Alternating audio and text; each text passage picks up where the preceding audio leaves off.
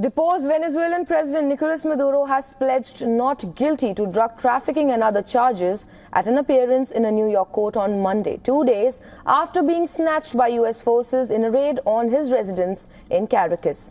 He entered the courtroom dressed in an orange shirt and beige trousers.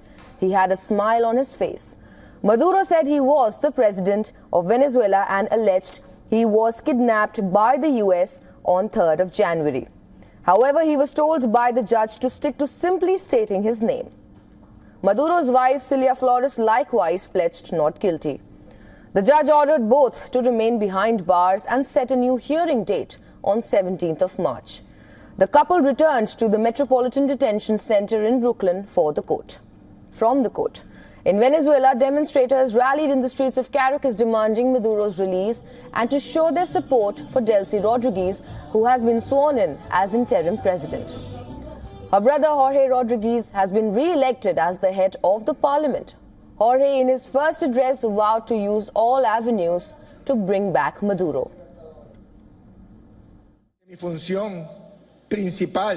My main function in the days to come, my role as a man, as a deputy, as president of this National Assembly, will be to resort to all procedures, all platforms, and all avenues to bring back Nicolas Maduro Moros, my brother, my president. A todas las tribunas.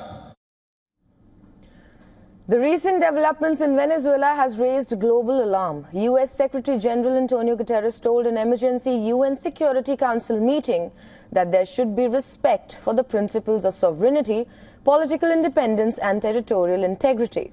Members of the UNSC condemned U.S. actions.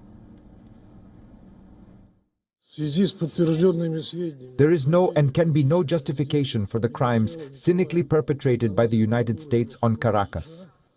We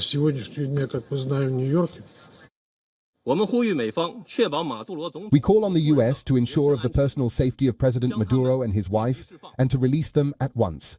We support the Council in fulfilling its responsibility to make international peace. U.S., however, rejected accusations of aggression against Venezuela, saying the operation was a law enforcement action tied to long-standing criminal charges. There is no war against Venezuela or its people. We are not occupying a country. This was a law enforcement operation in furtherance of lawful indictments that have existed for decades. The United States arrested a narco-trafficker who is now going to stand trial in the United States in accordance with the rule of law for the crimes he's committed against our people for 15 years.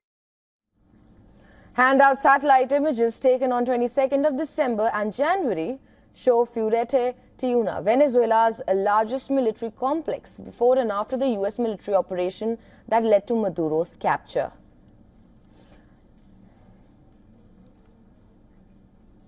And for more on this, our correspondent Susan Tehrani has sent us this report from New York. Take a look.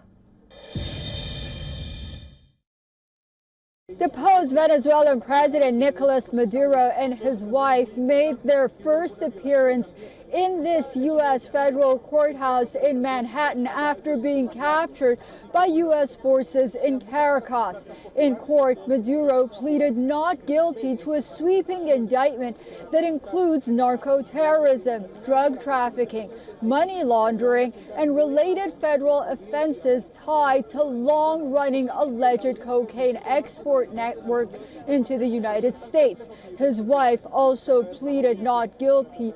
Both rejected charges, and Maduro insisted that he is still the legitimate president of Venezuela. The judge didn't grant bail at this hearing, so they remain in U.S. custody.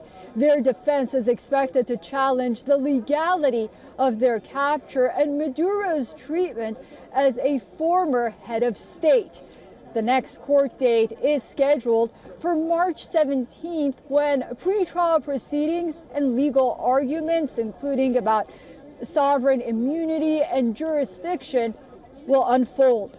Susan Tehrani reporting from New York for WION World is One.